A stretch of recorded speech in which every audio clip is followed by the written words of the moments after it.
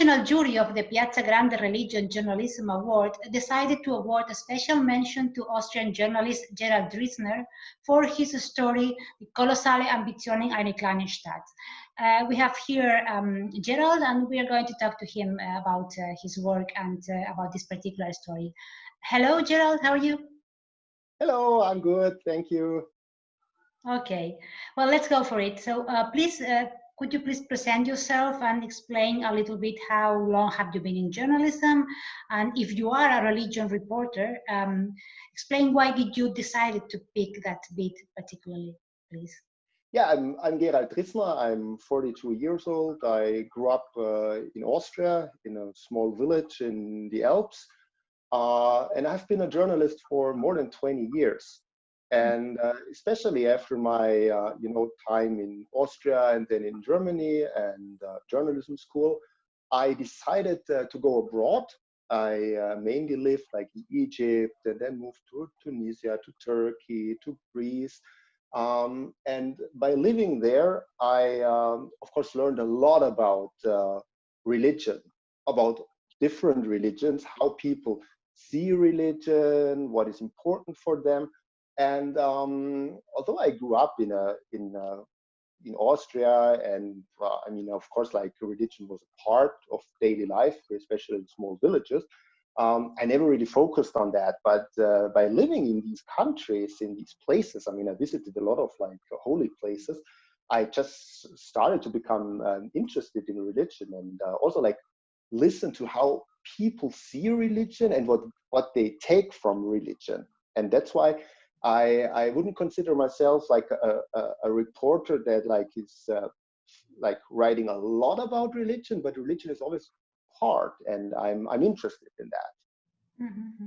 So now tell us a bit more about the story that was awarded this special mention, Kolossale Ambitionen, einer kleinen Stadt, and about the media outlet where it was published, Credo. So how did you decide to focus on this village, please? It was merely by chance. I mean, I was in Poland. I guess I was in Krakow, and when I went back by train, all of a sudden I was just looking out of the window and then so, okay, what is this? Because you can see it from the train, the big like monument of Christ. And then I just felt like, okay, I have to write down the name where I am and I have to Google it and look at it. And then I saw like, of course, some reports on it, and most of the reports were, I mean, in a way like, okay, let's make fun of the Catholic Polish people who do something crazy. And I'm not a big fan of these kind of reports. I mean, because I think like, okay, I see that, okay, something happened and there is a deeper story perhaps. And then I started to talk to people, also like to Polish people, and they explained me the whole concept. So of the role of the church, and of course with all the difficulties, but also the role of the church. I mean, during the communist socialist area. And then I thought like, okay, that's very interesting. And then of course, like I also thought like, okay, this is a town I've never heard about. And I mean, how could this happen? I mean, what's the idea? Why do people do this? You know, what was their idea? And then the whole image became a little bit clearer. This is just like the pre-research, you know, that I know, okay, what could be a topic. And then I offered the topic to the magazine. The magazine is called Credo. It's published in Liechtenstein, this very tiny country in Europe. And I mean, the publisher is basically like the prince himself. I mean, he's also running a bank. So the magazine is like distributed in German and English twice a year, and it does not cover like financial topics or whatsoever. It's totally open to ideas. I mean, they really do. I would call like an extremely high quality journalism in regarding reporting. They give you all freedom. I mean, I was no problem at all. And yeah, and I was really happy to find like a publisher, you know, like that, who gives you the freedom, who says, okay, I trust you.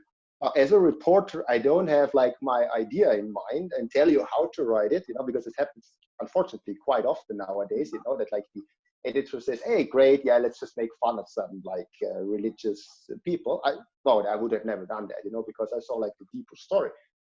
And then like they said, okay, we can do it. Let me just interrupt you briefly.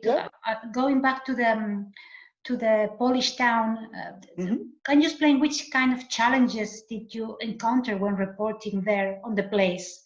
Were people reluctant? Were people happy? Were people? It was of course. I mean, you know, like doing journalism in a country that is kind of foreign to you. You know, I don't speak Polish. Of course, you know, I mean, I would not consider myself an expert on Polish history. So what I normally do then is like, okay, I just like try to understand things and find a good local who can explain things, who can open doors, who has like the right attitude, you know, someone who, who kind of like, is a kind of a translator, you know, not only the language, because some people speak English. I mean, it's more like translating things I just don't know, you know, and explaining things. So this was the first step, to have someone with me who also trusts me, you know, because he says also like, hey, I don't want to be part of a story, you know, that makes fun of for people or whatever. Okay, this was first step. Second step was, okay, I mean, since like a lot of journalists went to this town when the statue was like inaugurated, and the reports were of course more like, okay, some kind of crazy people doing crazy stuff. People say like, I don't want to talk about it anymore, and it's no, just don't talk, you know, because it's a cause also a kind of a private matter. And then like, you know, by staying there for like I think we stayed there for almost a week. You know, we just talked to a lot of people and went back to people, you know, we talked to the priest, of course, you know, I mean, he invited us, he spent like, I think 4 or 5 hours with us. I mean, because he also wanted to get to know each other, you know, which is important to gain trust. And then we read a lot about it. And then this was like step by step, you know, we talked, of course, also like to people who were criticizing that, you know, and what do they think about it now? So also to get like the broader picture. And in the end, which was interesting for us, you know, we just found out, okay, I mean, the statue is there. I mean, you barely find critics now because they say, yeah, it's funny. But now, I mean, even like in Poland, people know, I mean, the name of my city. And before that, we were just like a blind spot on the map.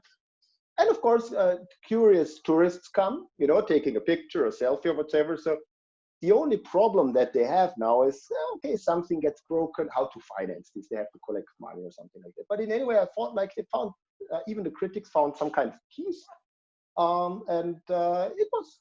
It was interesting to see that. And then I got like confidence also like to write a story, you know, to get like, of course, you will never get the truth. You will never get the real picture, but at least like by staying there for quite some time, by listening to people, you know, and when I do reporting, I don't collect quotes. You know, I try to like, you know, I speak to people, tell a lot about also like my life, you know, so that people maybe can relate to something or connect things.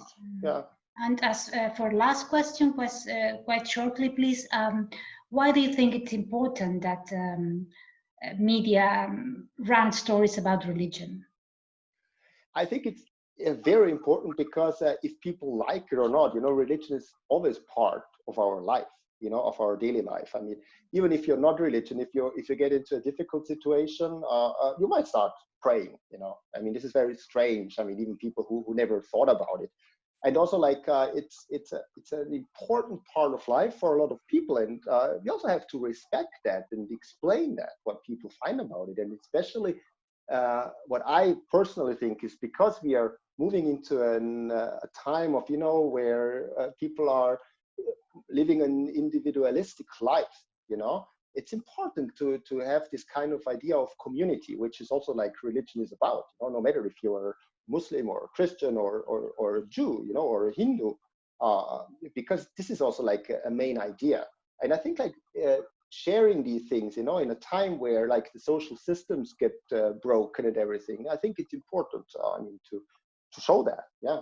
Well, okay. Well, again, congratulations on your special mention. Thank you very much. Thank you very much, and see you soon. Bye bye.